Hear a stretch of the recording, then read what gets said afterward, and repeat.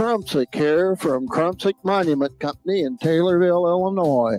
Find out the many services we provide by clicking our icon on the obituaries page of TaylorvilleDailyNews.com. This is Blaine Cornwell with Prairie State Insurance. To learn more about our products and services, click our icon on TaylorvilleDailyNews.com.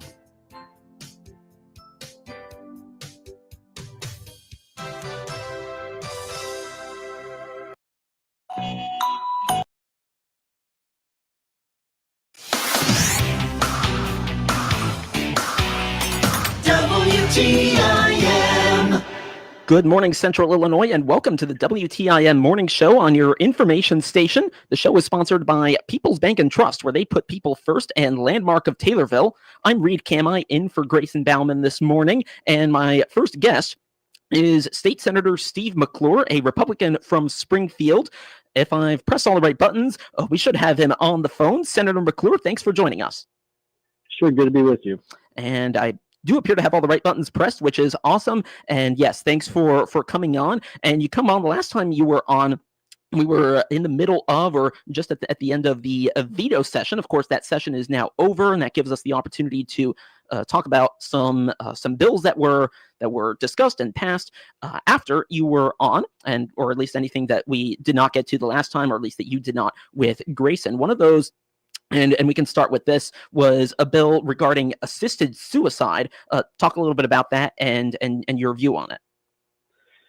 Sure. So the bill makes it so that anyone who is diagnosed with a terminal illness that is going to cause them to die within 6 months has to get a note from two separate doctors that agree that they're going to essentially die within the next 6 months.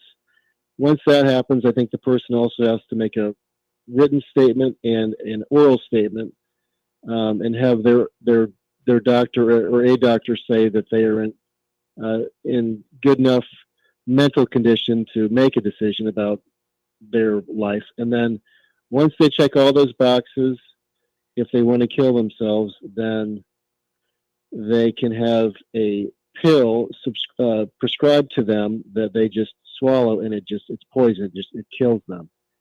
And obviously there are a whole host of concerns with this sort of a bill. One of the things that was discussed is the fact that, a person's taking this home, this pill or these pills home, and what if they change their mind? Or what if they swallow the pill and then change their mind? Well, it's too late.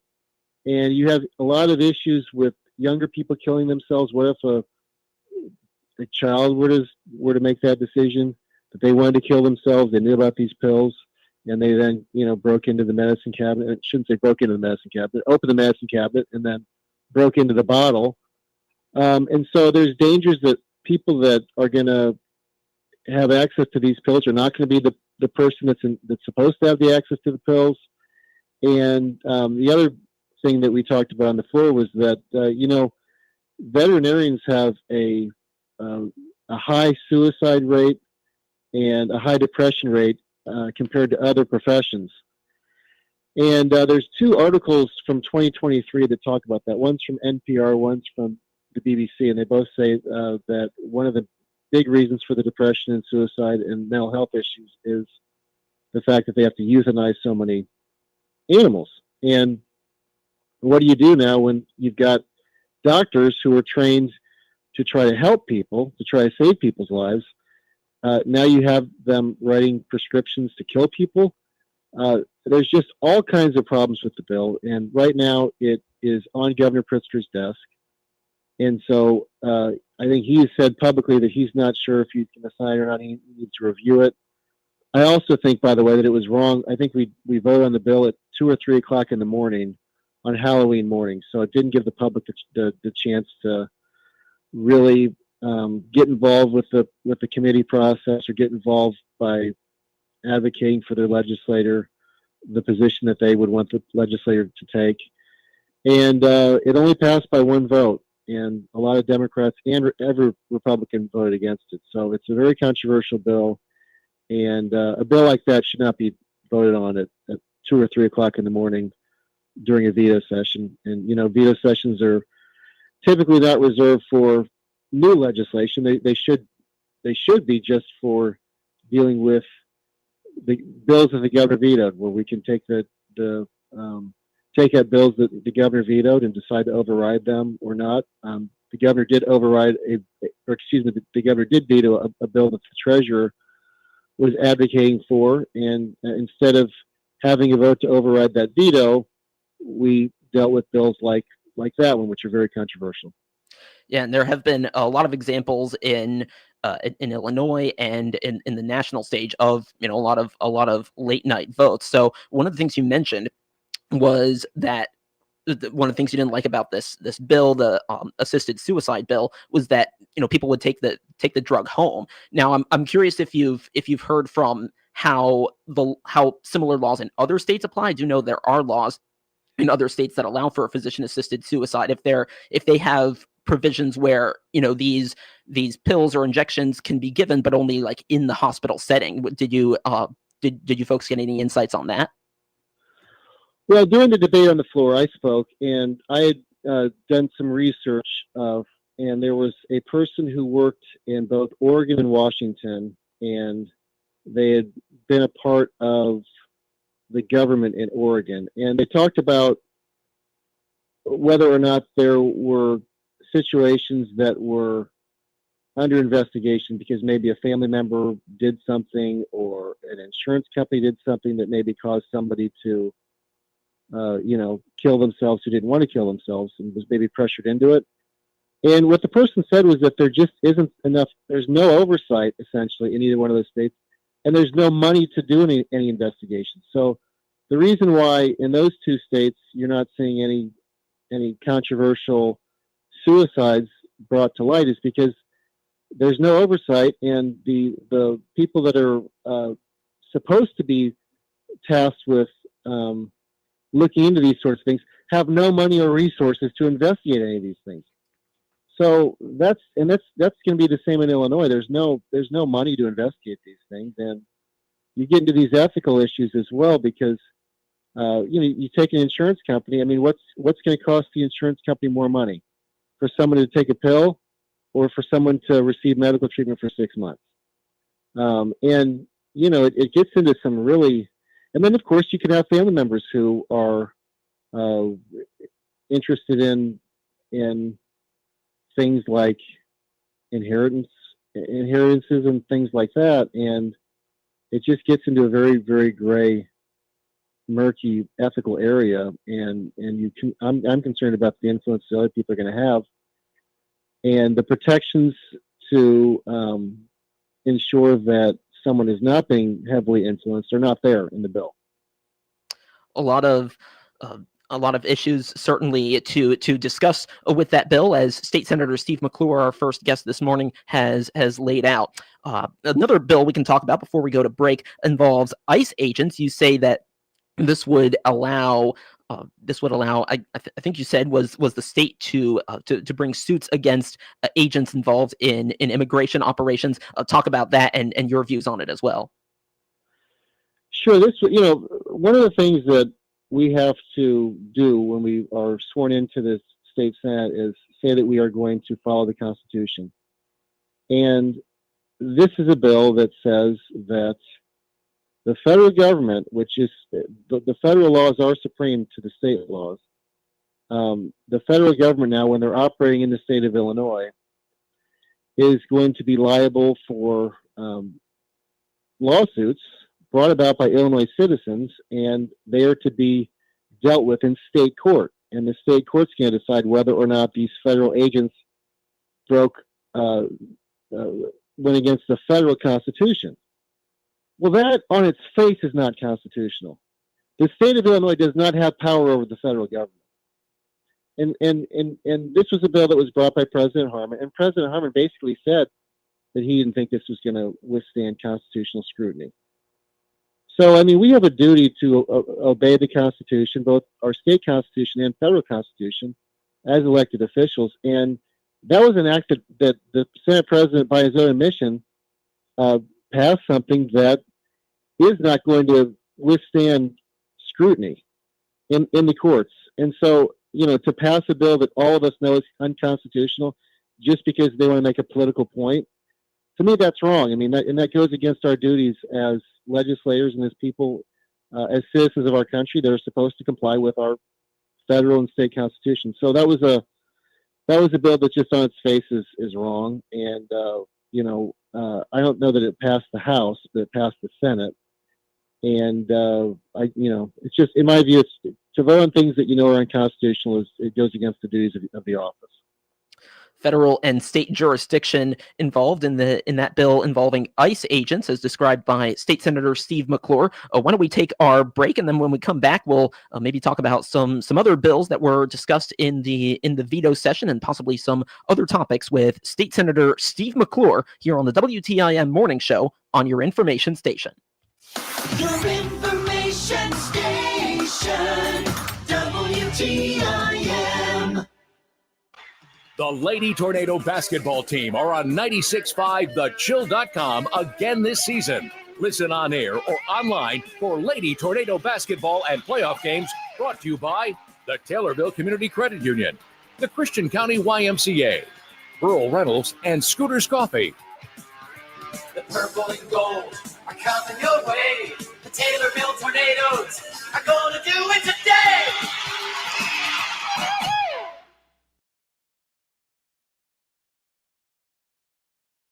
When it comes to connecting with America's farmers and ranchers, nothing beats the authentic voice of Ag Radio. Farm broadcasters have been the voice of rural America since 1944, building trusted relationships with agricultural producers across generations. Today, the network of over 140 Ag radio stations reaches farmers and ranchers during their most productive hours when they're actively working their operations and making business decisions. What makes Ag Radio uniquely effective? Farmers listen to farm broadcasters for information that directly impacts their livelihood. When your message is delivered alongside crucial weather updates, market reports, and agricultural news, it receives the same attention and credibility. Farm Radio Connects offers agricultural advertisers targeted access to this engaged audience through professionals who understand both broadcasting and agriculture. According to the National Association of Farm Broadcasting, 78% of farmers consider information from farm broadcasters highly trustworthy. When you need to reach rural America effectively, choose the voices they already trust. Visit IllinoisFarmRadio.com and discover how Ag Radio can elevate your agricultural marketing strategy. AgriTalk is the radio talk show for American agriculture. Hi, everybody. I'm your host, Chip Flory. We join you weekday mornings from 10 to 11 on WTIM on AM and FM and on the WTIM streams.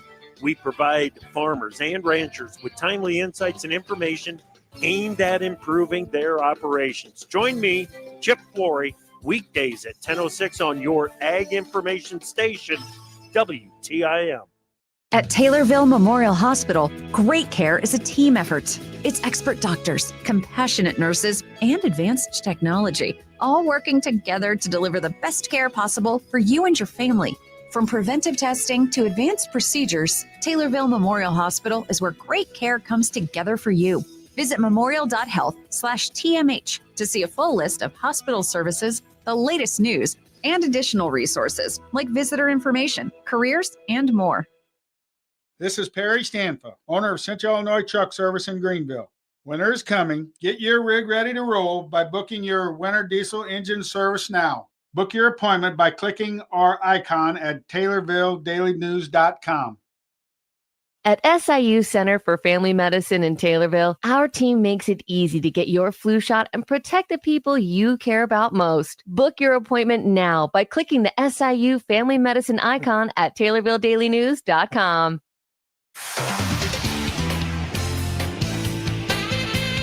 WTIM. Welcome back to the WTIM Morning Show on your information station. The show is sponsored by People's Bank and Trust, where they put people first, and Landmark of Taylorville. I'm Reed Kamai, and I continue my conversation with State Senator Steve McClure, a Republican in Springfield. We've been talking about some of the bills that were discussed and voted on in the veto session, and some of the bills that were not discussed the last time Senator McClure was on. I want to get to another bill. It was the Clean Slate bill. Senator McClure, why don't you talk a little about that and your view on it as well?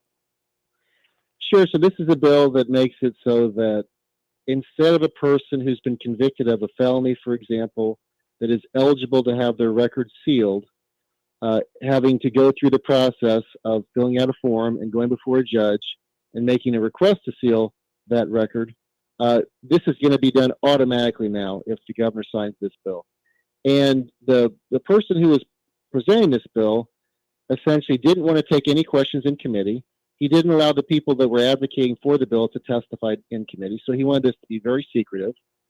And then we spoke on the floor on this bill, and I raised a few points. First point was whether or not this bill was meant to be for people that are rehabilitated. So, if someone's rehabilitated, they want to move on with their life, they made a mistake in the past, so now it's automatically sealed.